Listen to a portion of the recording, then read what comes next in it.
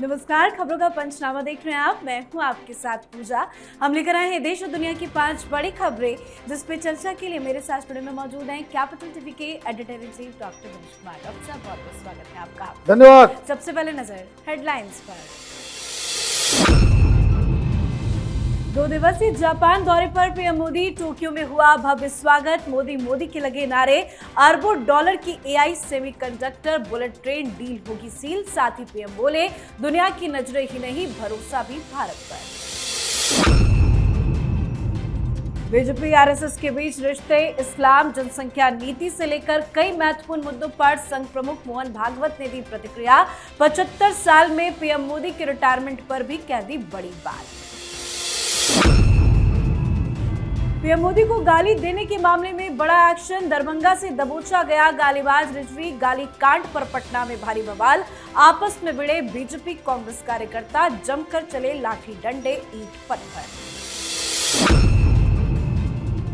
America ने फिर उगला जहर, कहा पुतिन को सपोर्ट करने की कीमत चुका रहा भारत। चीन ब्राजील को भी दी बड़ी चेतावनी।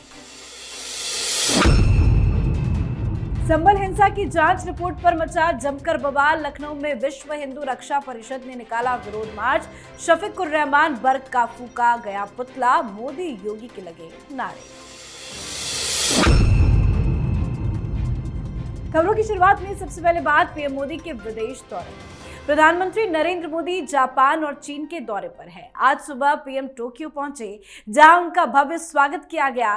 30 अगस्त तक पीएम मोदी जापान में ही रहेंगे और इसके बाद वो 31 अगस्त और 1 सितंबर को चीन जाएंगे, जहां शंघाई सहयोग संगठन के वार्षिक शिखर सम्मेलन में हिस्सा लेंगे। आज टोक्यो में पीएम मोदी ने Bharat Japan joint economic forum की बैठक को संबोधित किया। पीएम मोदी ने अपने भाषण में भारत को निवेश के लिए सबसे बेहतर बताया। उन्होंने कहा कि दुनिया की नजरें ही नहीं, भरोसा भी भारत पर है। पीएम मोदी ने कहा कि जापान टेक्नोलॉजी में पावर हाउस है, तो वही भारत टैलेंट का पावर हाउस है। टेक्नोलॉजी और टैलेंट ही नेतृत्व कर सकते हैं। साथ ही भारत में Mumbai Ahmedabad bullet train project की काफी चर्चा हो रही है। इस हाई स्पीड ट्रेन का प्रोजेक्ट भी शुरू हो चुका है। पीएम मोदी जापान की इसमें कैसे भूमिका बन सकती है, इसको लेकर बात भी कर सकते हैं। आर्टिफिशियल इंटेलिजेंस, सेमीकंडक्टर और ऊर्जा क्षेत्र को लेकर भी बात हो सकती है। भव्य स्वागत तो हुआ, लेकिन टोक्यो से पीएम मोदी ने क्या संदेश सीधा अमेरिका को दिया? देखिए, संदेश तो बिल्कुल साफ दिया। आपने स्वयं बताया कि दुनिया की नजर सिर्फ भारत पे नहीं है, भारत पे विश्वास भी है। और यह विश्वास इसलिए है क्योंकि हम वसुधैव कुटुंबकम, दोस्ती, दादागिरी में बिलीव नहीं करते। हम दोस्त बनकर कल्चरल टाइज बनाते हैं। और सबसे बड़ी चीज, दुनिया की नजर जापान पे इसलिए है क्योंकि प्रधानमंत्री मोदी के साथ कल बड़ी बड़ी डील्स होने वाली है, जिसकी घोषणा से एक नए किस्म की राजनीति पूरे दुनिया में वो फैलने वाली है। कारण इसका क्या है? हिंदुस्तान के पास टैलेंट है, हिंदुस्तान को निवेश चाहिए। और सबसे बड़ी चीज, एक ट्रेड निगोशिएशन, एक टीम जापान की वो जाने वाली थी अमेरिका। यह बताया गया था अमेरिका के ट्रंप प्रशासन के द्वारा कि $500 बिलियन जापान अमेरिका में इन्वेस्ट करेगा। और प्रधानमंत्री मोदी के पहुंचते ही जापान ने उस मीटिंग को ही कैंसिल कर दिया। बात चल रही है कि बहुत सारे ऐसे क्षेत्र हैं जिसमें हिंदुस्तान के पास चीजें तो है, लोग तो हैं, सब कुछ मौजूद है, लेकिन टेक्नोलॉजी और पूंजी नहीं है। जापान उसी को फुलफिल करने जा रहा है। एक बहुत ही बेहतरीन ब्यूरोक्रेट्स की टीम जापान में पिछले 6-7 महीनों से ट्रेड डील्स की रूपरेखा तैयार कर रही है। कल बड़ी बड़ी घोषणाएं ऐसी होगी जिससे पूरी दुनिया चौंकने वाली है। जी, तो मोदी की जापान यात्रा सिर्फ समझौते और कूटनीतिक का मंच नहीं, बल्कि अमेरिका के लिए भी एक सशक्त संदेश होगा। तो वहीं राजनीतिक हलचलों के बीच आरएसएस के प्रमुख मोहन भागवत ने संघ के शताब्दी वर्ष के मौके पर दिल्ली के विज्ञान भवन में आयोजित प्रेस कॉन्फ्रेंस में कई मुद्दों पर अपने विचार रखे। उनका एक एक बयान काफी महत्वपूर्ण है, जिसकी चर्चा जबरदस्त हो रही है। सबसे बड़ा बयान पीएम मोदी के रिटायरमेंट को लेकर उन्होंने दिया है। उन्होंने स्पष्ट किया कि उन्होंने कभी 75 वर्ष की उम्र में रिटायरमेंट की बात नहीं की थी। भागवत ने कहा कि संघ में पद नहीं, दायित्व होता है और कार्य उसी के अनुसार सौंपे जाते हैं। उन्होंने कहा कि वो ना तो खुद रिटायर हो रहे हैं और ना ही किसी को ऐसा करने के लिए कह रहे हैं। जनसंख्या नीति पर जवाब देते हुए उन्होंने कहा कि हम दो हमारे तीन की नीति होनी चाहिए। मोहन भागवत ने हिंदू मुस्लिम एकता पर जोर देते हुए कहा कि भारत में इस्लाम का हमेशा एक स्थान रहेगा। उन्होंने कहा कि हिंदू मुसलमान एक ही हैं, उनकी सिर्फ पूजा पद्धति अलग है, इसीलिए उनके बीच एकता को लेकर कोई सवाल नहीं उठाना चाहिए। साथ ही उन्होंने ये भी स्पष्ट किया कि आरएसएस बीजेपी को नियंत्रित नहीं करता है। बहुत सारी बड़ी बड़ी बातें और महत्वपूर्ण बातों पर उन्होंने अपने विचार लिखे, लेकिन पीएम मोदी के रिटायरमेंट को लेकर जो सवाल खड़े कर रहे थे, उनको कितना बड़ा झटका लग गया। देखिए, ये सवाल खड़ा करने वाला गैंग जो है ना, वो हमेशा उसकी आदत है। कोई भी बात मोहन भागवत जी की तरफ से कुछ कहा जाता है, वो दूरबीन लगाते हैं, माइक्रोस्कोप भी लगा देते हैं, पता नहीं क्या क्या कहानियां बनाने जाता है। एक तो एक नया नैरेटिव चल गया, बहुत सारे एस्ट्रोलॉजर भी मैदान में कूद गए। 2 महीने के बाद उनका जन्मदिन आने वाला है प्रधानमंत्री मोदी का, उसके बाद रिटायरमेंट की भी घोषणा बहुत सारे लोगों ने कर दी। कुछ नहीं होने जा रहा। मोहन भागवत जी ने बिल्कुल साफ कहा और सही कहा कि आरएसएस में दायित्व दिया जाता है। प्रधानमंत्री मोदी के पास दायित्व है, कोई पद नहीं है। वो कभी इस बात को कहते भी नहीं कि मुझे पद दिया गया है, दायित्व कहते हैं। और ये संघ की परंपरा, भाई किसी व्यक्ति को 35 साल में कह दिया जाता है कि थैंक यू, अब आपके पास कोई दायित्व नहीं है। तो ये दायित्व का, ये कांग्रेसियों को और कांग्रेस के चट्टे बट्टों को ये बातें समझ में नहीं आती। आरएसएस का ज्ञान बिल्कुल जीरो है, लेकिन सब एक्सपर्ट बन करके आरएसएस ने ये कह दिया, वो कह दिया, ये कर रहे हैं। अब देखिए कितनी अच्छी बात मोहन भागवत जी ने कही। उन्होंने कहा कि ये हिंदू मुसलमान, ये बहुत ज्यादा बवाल मचता है ना। उन्होंने कहा कि भाई देखो, मुसलमानों को ये काशी और मथुरा दे दो, मामला खत्म करो। उन्होंने साफ किया कि कोई ऐसा नहीं कि झगड़ा। अब सवाल क्या है? सवाल यह है कि अगर हिंदू मुसलमानों के बीच जो अभी विवाद है, वो विवाद खत्म हो जाएंगे, तो फिर मौलवी मौलानाओं, ये सेकुलर जमात, ये तमाम बड़े बड़े एनजीओस, इनका तो दुकान ही बंद हो जाएगा। तो एक अच्छी पहल, अच्छा बयान मोहन भागवत जी की तरफ से आया। अभी कुछ दिन पहले ही उन्होंने मुलाकात की थी देश भर के तमाम मौलवी मौलानाओं से। उन्होंने ये नहीं कहा कि भाई यहां देश से निकाल दिया जाएगा मुसलमानों को। उन्होंने कहा कि भाई सब यहीं के हैं।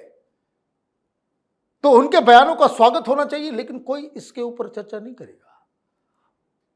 वो मजाक में कहा गया एक सेंटेंस इन लोगों ने पिक कर लिया, 75 साल मोदी रिटायरमेंट हो रहा है, ये हो रहा है, वो हो रहा है। ये सब बेकार की चीजें हैं। बहुत ही अच्छा हुआ कि मोहन भागवत जी ने ये तमाम संशय को, आरएसएस के पोजीशंस को, उसको क्लियर किया। ये हम दो हमारे दो का जो नारा है, उसको रिजेक्ट करना बहुत ही जरूरी था। हिंदू समाज घटता चला जा रहा है। आप देखिए यूपी में जो रिपोर्ट आई है, उससे कितना बड़ा एक सबक जो है लेने का समय आ गया है। अब बात अगली खबर की। बिहार के दरभंगा जिले में राहुल गांधी की वोटर अधिकार यात्रा के मंच से प्रधानमंत्री नरेंद्र मोदी को गाली दिए जाने के मामले में सियासी बवाल बढ़ गया है। कई थानों में केस दर्ज किया गया। माइक से गाली देने वाले रिजवी उर्फ राजा को गिरफ्तार कर लिया गया है। साथ ही आज पटना में जमकर बवाल भी हुआ। पटना में कांग्रेस दफ्तर के बाहर बीजेपी कार्यकर्ताओं ने विरोध प्रदर्शन किया। उसी दौरान दोनों ही पार्टियों के कार्यकर्ता आमने सामने आ गए और देखते ही देखते बवाल बढ़ गया।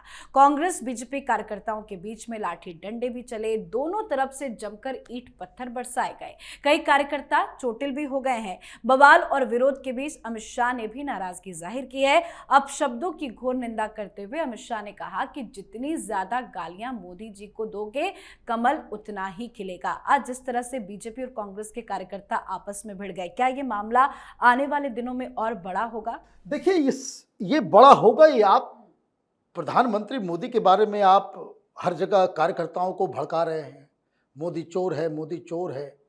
जब टॉप लीडर इस तरह की भाषा बोलेगा तो फिर आपके मन से तो गाली गलौज होगा ही, बाकी छोटे लीडर्स तो यही काम करेंगे। अब आपने मां की गाली दे दी तो भारतीय जनता पार्टी वाले तो कुछ तो करेंगे।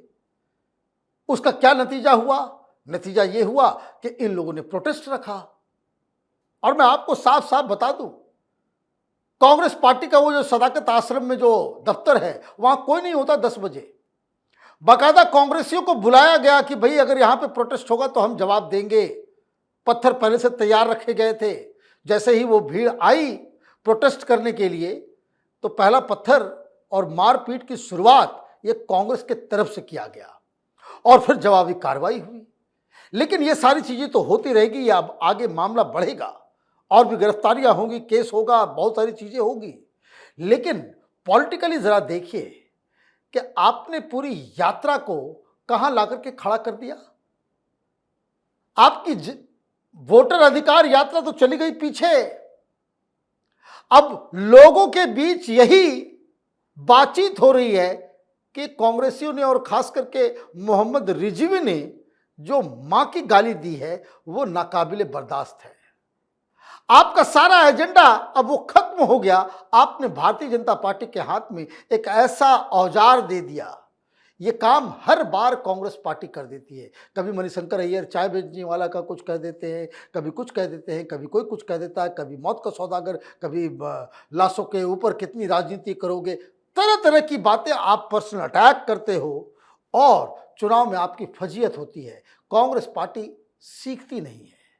अब आपने ये एक ऐसा मौका दे दिया कि भारतीय जनता पार्टी अगले चुनाव तक, जब तक वोटिंग नहीं होता है, इस घटना को वो लोगों के बीच लेकर के जाएगी और इसका नुकसान तेजस्वी यादव और राहुल गांधी को उठाना पड़ेगा। अब बात ट्रंप टैरिफ बवाल की। टैरिफ को लेकर ट्रंप की अमेरिका के भीतर ही तीखी आलोचना हो रही है। भारत और अमेरिका के बीच टैरिफ को लेकर बढ़ा तनाव फिलहाल खत्म होता तो नहीं दिख रहा है। इस बीच अमेरिका की ओर से रूस से तेल खरीदने को लेकर एक बार फिर प्रतिक्रिया सामने आई है। अमेरिकी सीनेटर लिंडसे ग्राहम ने कहा है कि भारत पुतिन को सपोर्ट करने की कीमत चुका रहा है। ग्राहम ने चीन और ब्राजील को भी सख्त चेतावनी दी है। तो दूसरी तरफ चीन भारत के साथ रिश्तों में सुधार की बात लगातार कर रहा है। ये बार बार अमेरिका की तरफ से चेतावनी क्यों दी जा रही है? देखिए, बौखलाया हुआ आदमी यही सब काम करता है।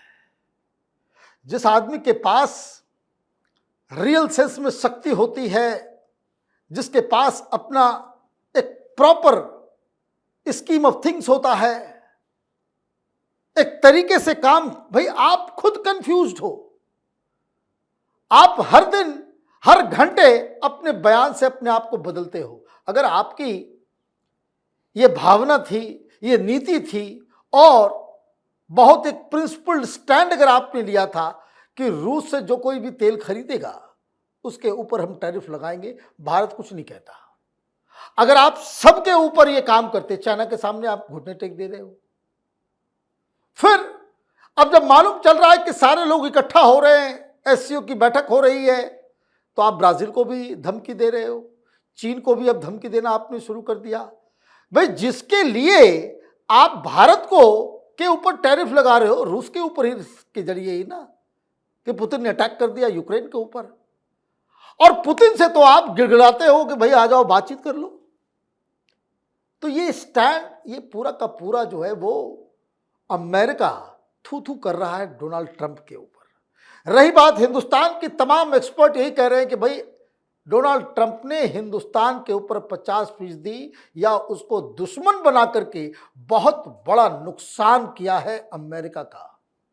और ये नुकसान क्यों हो रहा है? अब तो खुले रूप से लोग कह रहे हैं, खुले रूप से कह रहे हैं कि ये सिर्फ और सिर्फ अपने परिवार के लोगों को पाकिस्तान के अंदर पैसे कमाने के लिए इसने हिंदुस्तान से रिश्ते खराब किए हैं और पाकिस्तान को जो है उसने चढ़ाया है। यह साफ मालूम चल रहा है। और मैं आपको बता दूं, सरकार बदलेगी तो ये जो कांड इन्होंने किया है इसके ऊपर उनको जवाब भी देना होगा, इनको जेल जाना पड़ेगा, क्योंकि इसमें भ्रष्टाचार का भी एंगल साफ साफ दिख रहा है कि किस तरीके से वहां आप सारी चीजें अपने परिवार के बिजनेस के लिए आप अमेरिका की नीति को आप बदल रहे हैं। तो अभी तो खेल शुरू हुआ है। हिंदुस्तान की तरफ से साफ साफ कह दिया गया, ना हम झुकेंगे ना हम कॉम्प्रोमाइज करेंगे, और बराबरी पे बात होगी तो बात होगी, अन्यथा आप मोदी को फोन करते रह जाएंगे और प्रधानमंत्री मोदी डोनाल्ड ट्रंप का फोन नहीं उठाएंगे। अब बात आज की आखिरी खबर की। संभल हिंसा की जांच रिपोर्ट सीएम योगी आदित्यनाथ को सौंपने के बाद इस पर सियासत शुरू हो गई है। एक तरफ समाजवादी पार्टी ने इस रिपोर्ट पर सवाल उठाए हैं, तो दूसरी तरफ रिपोर्ट में सपा सांसद जिया उर रहमान बर्क और विधायक इकबाल महमूद की बेटी की भूमिका का खुलासा हुआ है। तो वहीं आज जुमे की नमाज को लेकर लखनऊ पुलिस मुख्यालय से मुरादाबाद रेंज के कई जिलों में हाई अलर्ट रखा गया। पुलिस प्रशासन आज अलर्ट मोड पर दिखा। साथ ही इस रिपोर्ट के विरोध में आज विश्व हिंदू परिषद ने लखनऊ में जोरदार विरोध प्रदर्शन किया। इस दौरान सपा सांसद शफीकुर रहमान उर्फ बर्क का पुतला भी फूंका गया। हिंदू आबादी की घटती संख्या को लेकर काफी नाराजगी जाहिर की गई। विरोध तो लाजमी है, ये तो होना ही था, लेकिन बर्क को लेकर सवाल खड़े हो रहे हैं। अखिलेश यादव क्यों नहीं कुछ बोल रहे हैं? भैया अखिलेश यादव कुछ नहीं बोलेंगे, उनको मुस्लिमों की वोट चाहिए। ये तो सिर्फ नाम के हिंदू हैं, इनको जरा सा भी दर्द नहीं हो रहा है। रिपोर्ट के ऊपर सवाल खड़े कर रहे हैं। अच्छा, रिपोर्ट के ऊपर सवाल खड़ा करना है तो बस आप साबित कर दो कि नहीं जी, वहां पे तो 45% पहले था, अभी भी 45% हिंदू है। आप अगर इस रिपोर्ट के ऊपर सवाल खड़े कर रहे हो तो रिपोर्ट में दिए गए तथ्यों के ऊपर आप काउंटर फैक्ट्स ला करके दिखाओ। ये बताओ कि ना बिल्कुल संभल से कोई हिंदू गया नहीं, कोई पलायन किया नहीं, अभी भी 45% हिंदू वहां पे है, तब हम मान लें भाई कि बिल्कुल रिपोर्ट जो है वो गड़बड़ है। वो आप करेंगे नहीं। रिपोर्ट में कहा गया है कि समाजवादी पार्टी का ये सांसद, इसने ही भड़काया, बकायदा लोगों को भड़का के वो भाग गया। कोई बताए कि भाई रिपोर्ट के अंदर ये बताया गया है कि वहां आतंकवादी हैं, अलकायदा, आईएसआई का पूरा नेटवर्क है वहां पे। आप झुटलाओ और बताओ कि क्या ये सही नहीं है कि संभल से ही पकड़ा गया एक यूएन डिक्लेयर्ड टेररिस्ट। तो ये रिपोर्ट में अगर आप ये कह रहे हो कि रिपोर्ट खराब है, तो रिपोर्ट के तथ्यों के ऊपर आप कुछ काउंटर करोगे कि या अपने प्रवक्ताओं को हरा हरा कुर्ता, हरा हरा शर्ट पहना करके टीवी चैनलों पर बिठा दोगे और वहां पे उल्टी पुल्टी बातें आप करोगे। हिंदुओं की संख्या घट रही है और अखिलेश यादव जश्न मना रहे हैं। यही हकीकत है। ये लोग मुस्लिम वोटों के लिए किस हद तक जा सकते हैं, उसका ये तरोताजा एग्जाम्पल है। जी, बहुत बहुत धन्यवाद सर बातचीत के लिए। धन्यवाद। तो खबरों का पंचनामा में आज के लिए फिलहाल इतना ही। देश विदेश की बाकी खबरों और उनके सटीक एनालिसिस के लिए देखते रहिए कैपिटल टीवी। हमें लाइक कीजिए, शेयर कीजिए और कैपिटल टीवी को सब्सक्राइब कीजिए। नमस्कार।